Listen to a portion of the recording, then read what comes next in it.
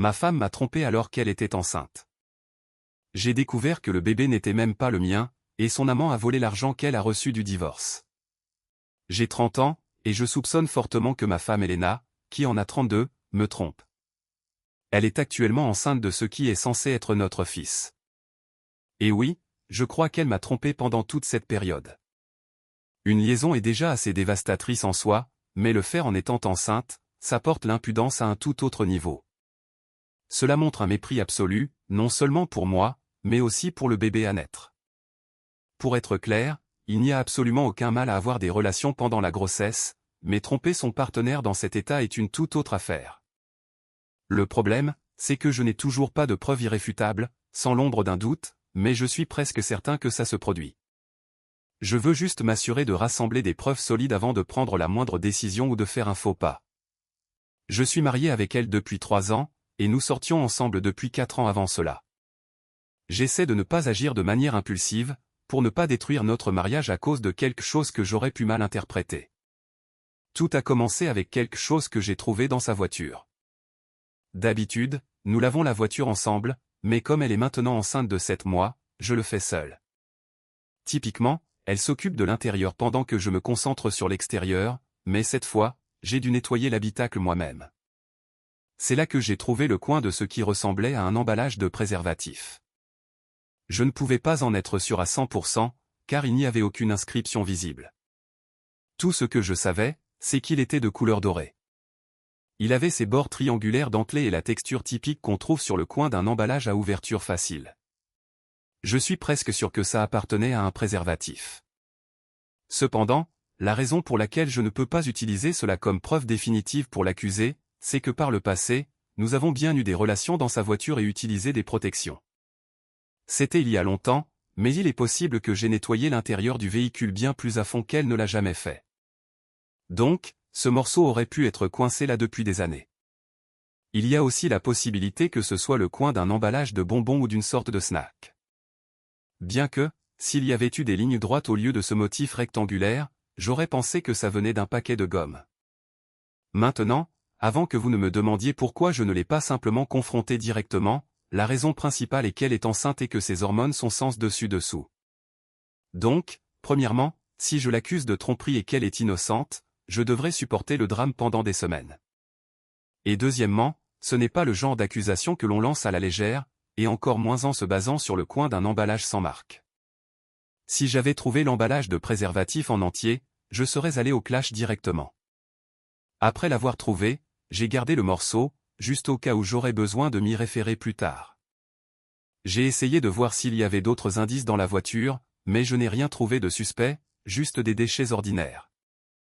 J'ai tenté de me sortir ça de la tête, surtout parce que ça n'avait pas de sens de supposer qu'une femme enceinte me trompait.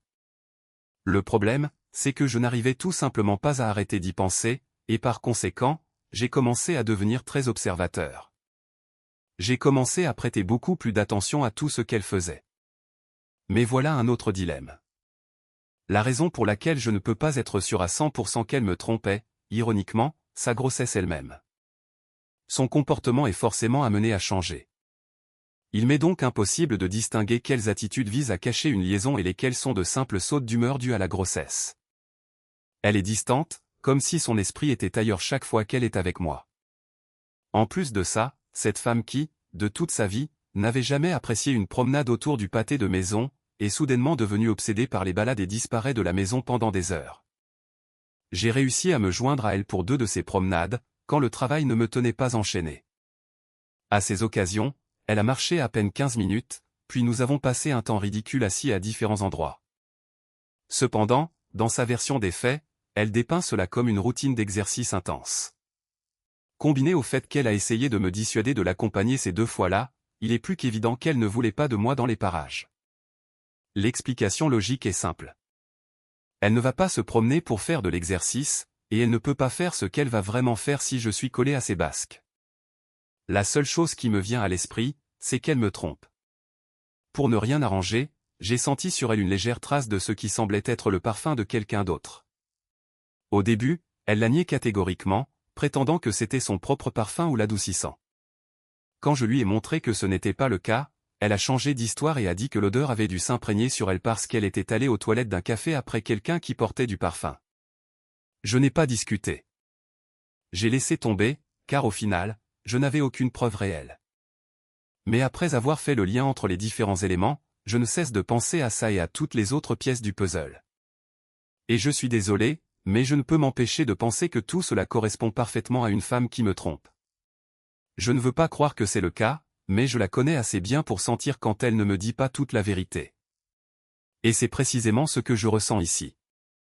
Je vais faire tout mon possible pour déterrer la vérité. Mais j'avance avec le ferme espoir de me tromper. Je l'aime de tout mon cœur et nous sommes sur le point de fonder une famille. Je ne veux pas m'offrir le luxe d'avoir raison sur quelque chose d'aussi déchirant. Non. D'accord, écoutez. On dirait qu'on a les personnes les plus politiquement correctes du monde ici. Je sais parfaitement que la grossesse est difficile, et à aucun moment je n'ai dit le contraire. Oui, elle fait des pauses pendant ses promenades, mais sur les 2 heures où elle est partie, elle ne marche qu'environ 30 minutes. De plus, elle ne me dit pas qu'elle sort prendre l'air. Elle me dit qu'elle sort faire de l'exercice. Et quand elle revient, elle raconte l'histoire comme si elle avait marché des kilomètres. Et avant que vous ne commenciez à me critiquer de ne pas accompagner ma femme enceinte, laissez-moi préciser que c'est elle qui n'attend pas que je sois libre. Je travaille à domicile, donc je peux me lever et l'accompagner sans aucun problème. En fait, la plupart du temps, on dirait qu'elle choisit délibérément les moments où je suis occupé, ce qui ne fait que me convaincre davantage qu'elle pourrait me tromper. Mise à jour 1. Je vous suggère de lire mon précédent message pour comprendre tout le contexte, car je vais aller droit au but. J'ai confronté Elena et j'ai découvert que, tout comme je le craignais, elle me trompait. Le plus fou dans tout ça, c'est que cette liaison a commencé alors qu'elle était déjà enceinte. Suis-je le seul à penser que cela aurait été légèrement plus acceptable si ça avait commencé avant qu'elle ne tombe enceinte? Au moins, ça aurait été l'infidélité banale et classique. Beaucoup de gens dans les commentaires n'étaient pas d'accord avec moi sur le fait que c'est pire juste parce qu'elle est enceinte, mais je ne sais pas comment l'expliquer si vous ne comprenez vraiment pas. Bref, j'ai essayé de vérifier son téléphone, mais je n'ai rien trouvé que je puisse utiliser contre elle. Finalement, j'ai décidé que j'allais la suivre. J'ai attendu la prochaine fois. Elle a mentionné qu'elle voulait aller se promener, et je lui ai simplement dit de faire attention. Alors qu'elle était partie depuis à peine 1 minute, j'ai quitté la maison et j'ai commencé à la suivre à bonne distance. Je me suis changé pour mettre des vêtements assez neutres, pour que si elle se retournait, elle ne m'identifie pas si facilement. J'ai descendu notre rue et tourné au coin, juste assez vite pour la voir monter dans une voiture. Cela m'a complètement pris par surprise. Je ne pouvais pas voir le conducteur, mais j'ai réagi à temps pour prendre une photo de l'arrière du véhicule, y compris la plaque d'immatriculation. Je suis rentré directement à la maison, car il n'y avait aucun moyen de la suivre à partir de là. De plus, j'avais quitté mon travail sans rien dire à personne. Donc, au final, c'était parfait que je ne reste pas à l'espionner plus longtemps. Dès mon retour, j'ai essayé de savoir s'il y avait un moyen d'obtenir les coordonnées du propriétaire de la voiture en utilisant le numéro de la plaque, mais cela ne semblait pas facile. J'ai donc finalement décidé d'engager un détective privé. Heureusement pour moi, comme je n'avais besoin que de trouver le nom derrière la plaque, ce n'était pas trop cher. J'ai aussi demandé s'il était possible d'obtenir une photo de cette personne et d'autres détails, comme son lieu de travail. Ils m'ont tout livré en moins de 24 heures. Un service 5 étoiles. Le propriétaire de la voiture s'appelait Marco. Selon tous les indices, il ne travaillait pas comme chauffeur Uber ou quelque chose du genre. Ce n'était donc pas comme si elle était simplement montée dans un taxi. Il avait un travail normal d'entrepreneur et vivait dans notre ville. Comme prévu, je n'ai pas pu comprendre comment ces deux-là avaient pu se rencontrer. Mais ce n'était pas essentiel à découvrir. Ce que je voulais vraiment savoir, c'était la nature de leur relation. À ce stade, j'étais déjà totalement convaincu que la réponse était qu'ils avaient une liaison dans mon dos. Quand je suis rentré à la maison, j'ai profité qu'elle dorme pour prendre son téléphone et chercher le nom de Marco dans ses messages. Je n'ai pas trouvé de discussion directe avec lui, mais j'ai vu une conversation avec sa meilleure amie, où elle parlait brièvement du type, même si elle n'admettait pas explicitement qu'ils couchaient ensemble. Elle disait à Alicia, son amie, qu'elle et Marco étaient sortis et qu'il lui avait acheté des cartes cadeaux pour le bébé. Cela aurait pu passer pour le geste d'un simple ami, mais j'ai su que ce n'était pas le cas quand Alicia lui a demandé si elle parvenait toujours à garder le secret. Elle a continué à faire l'innocente, alors j'ai décrit la voiture qu'il conduisait et je lui ai demandé si elle avait vraiment l'intention de continuer à nier. À ce moment-là, elle a su que je ne plaisantais pas. Pour couronner le tout, j'ai lâché le nom de l'entreprise où il travaillait, une information qu'elle n'aurait jamais pu obtenir de ses textos. Elle n'avait aucune idée de comment j'avais tout découvert. Je lui ai dit franchement qu'elle n'était pas aussi douée qu'elle le pensait pour brouiller les pistes. Très lentement et à voix basse, elle m'a demandé si j'avais fouillé dans son téléphone. J'ai répondu en lui demandant si son téléphone contenait la preuve de son infidélité. Elle s'est figée, incapable de répondre. Elle se sentait complètement piégée. Elle n'avait jamais imaginé que je le découvrirais, donc elle n'avait même pas préparé de couverture. Je lui ai dit directement de parler et de tout avouer. Elle a répondu qu'elle n'avait rien à avouer, mais c'était le démenti le moins convaincant de l'histoire. J'ai secoué la tête et j'ai été très clair, nous allions droit au divorce si elle ne me disait pas la vérité. J'ai vu ses yeux se remplir de larmes et sa lèvre se mettre à trembler. Elle ne s'est même pas mise sur la défensive, ce à quoi je m'attendais.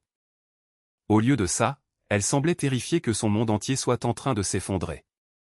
Elle y a réfléchi quelques secondes et a finalement commencé à tout déballer. Elle m'a dit qu'au début, ce n'était qu'un ami, mais quand elle a vu que je ne la croyais clairement pas, elle a admis que peut-être quelque chose s'était passé entre eux, mais elle a juré que ça ne signifiait rien. Elle m'a dit qu'elle l'avait rencontré dans un centre commercial alors qu'elle n'était enceinte que de 2 mois.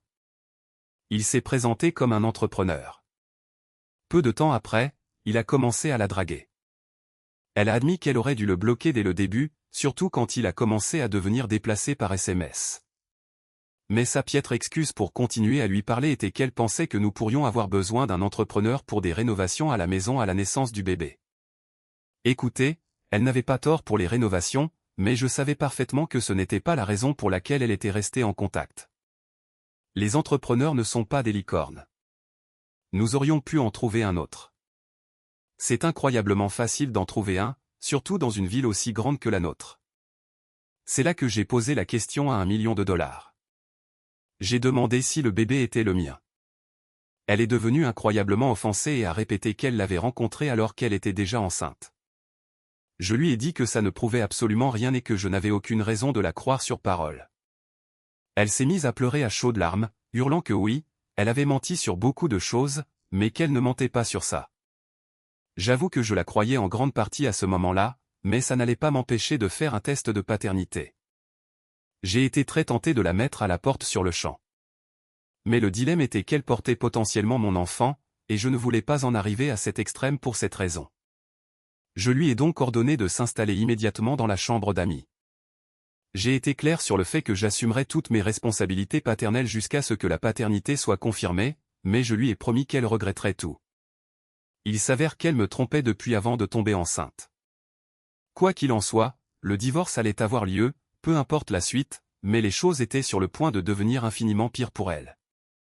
Elle semble assez sûre que le bébé est le mien, donc je ne vais pas insister sur ce point pour l'instant.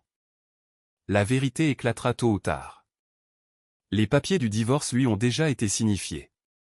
Mon avocat m'a expliqué que le tribunal ordonnera un test de paternité dès la naissance du bébé, donc je n'ai rien à craindre de ce côté-là, surtout si l'on considère que la naissance aura lieu bien avant la fin de la procédure légale. Cela pourrait prendre un certain temps pour arriver au bout de tout ça, donc je ne peux pas promettre quand je reviendrai avec une mise à jour, ni si je déciderai de le faire. En tout cas, le fait d'avoir découvert que ma femme m'a trompé pendant sa grossesse est plus que suffisant pour mettre un terme à notre mariage. Quoi qu'il arrive à partir de maintenant, je l'affronterai, juste pour ne plus jamais être à ses côtés. Mise à jour 2. Devinez qui est de retour. C'est bien moi, et je suis ici avec une nouvelle mise à jour de mon histoire. Je recommande de lire mes précédents messages si vous n'avez pas le contexte, mais je suis là pour dire que tout s'est enfin terminé et que, dans l'ensemble, je suis satisfait du résultat. Commençons par parler du divorce et de la façon dont les choses se sont déroulées. Ma proposition initiale était de lui verser une pension alimentaire sous la forme d'un paiement unique, au lieu de versement mensuel. Aucun de nous deux ne voulait se retrouver devant un juge, ce qui était encore plus important pour moi. Je ne voulais maintenir aucun lien avec elle plus longtemps que le strict nécessaire, surtout si le bébé s'avérait ne pas être le mien. Elle m'a dit qu'elle y réfléchirait. La fois suivante où nous nous sommes vus, elle a dit que l'idée lui plaisait, nous avons donc conclu cet accord. La répartition du reste de nos biens a été assez simple et sans drame, ce dont j'étais profondément reconnaissant. Bien sûr, la pension alimentaire pour l'enfant ne pouvait pas être déterminée avant la naissance du bébé, nous avons donc dû attendre ce moment. Et c'est là que l'histoire prend un tournant décisif. Le bébé est né, comme beaucoup d'entre vous l'avez déjà prédit dans les commentaires, l'enfant n'était pas le mien. Nous avons fait le test de paternité dès que possible, dans les laboratoires recommandés par le tribunal. Et pour être absolument sûr, nous l'avons fait 2 fois. Il n'y avait pas la moindre probabilité qu'il soit mon fils. Quand nous avons reçu les résultats, la première chose que j'ai faite a été de la regarder dans les yeux et de lui demander pourquoi elle m'avait menti pendant tout ce temps. Elle a fondu en larmes et a juré qu'elle ne comprenait pas ce qui s'était passé, mais je sais pertinemment que c'était un mensonge absolu.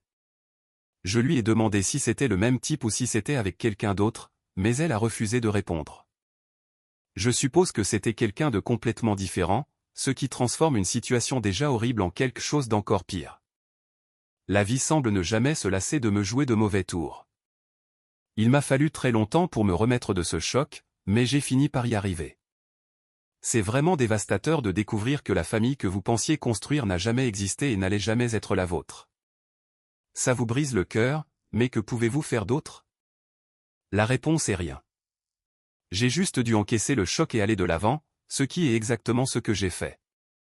Au final, je n'ai pas eu à payer un seul centime de pension alimentaire pour l'enfant, et elle s'est simplement retrouvée avec son paiement unique issu de l'accord de divorce.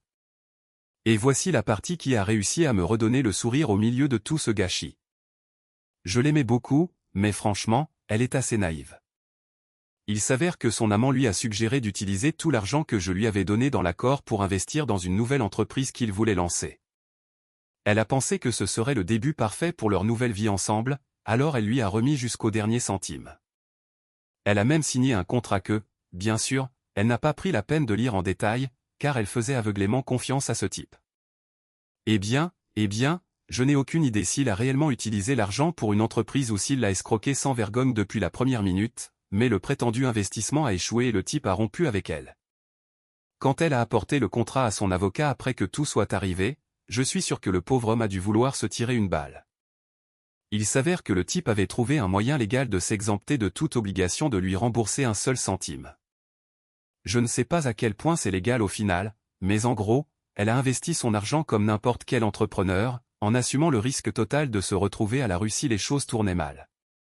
Pour moi, on dirait qu'elle s'est fait complètement arnaquer, surtout vu la vitesse à laquelle le type a disparu de la circulation juste après.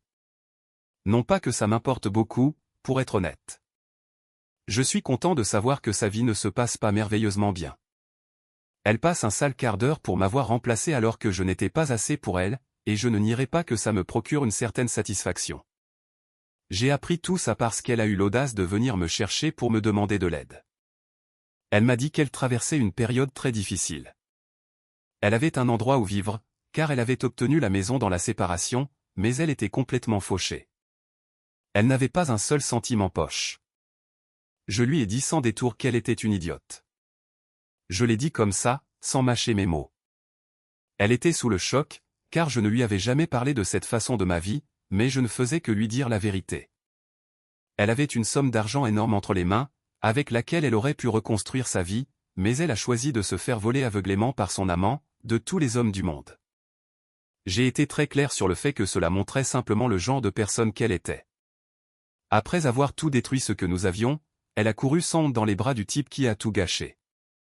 Elle a essayé de se défendre en disant qu'il était le père de son fils et m'a demandé où d'autre je m'attendais à ce qu'elle aille. Je n'ai même pas pris la peine de répondre, car je m'en fichais éperdument. Elle a choisi de m'échanger contre un scélérat. Alors maintenant, elle devait en payer les conséquences. Elle n'était plus ma femme et le bébé n'était pas le mien non plus. Donc, je n'allais pas avoir une once de sympathie pour elle. Je l'ai autrefois aimée de toute mon âme, mais elle s'en fichait assez, car elle a préféré me tromper en étant enceinte. Je lui ai dit qu'elle était une ordure. À l'instant même où elle a commencé à pleurer, j'ai raccroché le téléphone. Je n'avais pas à supporter son drame. Je l'ai bloquée immédiatement après ça. Bien qu'elle ait essayé de me contacter par d'autres moyens, je vais juste continuer à la bloquer et à l'ignorer. Elle mérite la vie qu'elle a maintenant. Ce n'est pas moi qui la lui ai créée. Elle l'a construite elle-même. Je suis juste heureux de ne plus rien avoir à faire avec une femme comme elle. Son chapitre dans ma vie est clos. Et aussi regrettable que tout cela ait été, je ressens aussi un énorme sentiment de soulagement. Mise à jour 3. Je pensais que le chapitre était clos, mais le destin réservait un dernier rebondissement, un rebondissement aussi poétique que machiavélique. Il s'avère que les trompeurs ne changent jamais. Et quand on vit dans le monde de la tromperie, il y a toujours quelqu'un de plus rusé, prêt à vous jouer un tour. Peu de temps après qu'Elena soit venue me supplier de l'aider, j'ai appris toute l'histoire par des connaissances communes. Il s'avère que Marco, l'amant, n'était pas seulement un manipulateur, mais un parfait idiot. Pendant qu'il convainquait Elena de lui remettre chaque centime de son accord de divorce avec la promesse d'une vie commune et d'une entreprise prospère, il avait déjà une autre maîtresse dans son dos, une femme beaucoup plus jeune et plus ambitieuse qu'il voyait depuis des mois.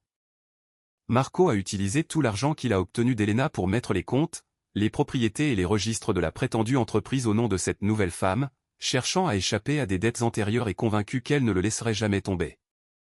Pour son malheur, la femme s'est avérée être 10 fois plus froide et calculatrice qu'il ne l'avait jamais imaginé.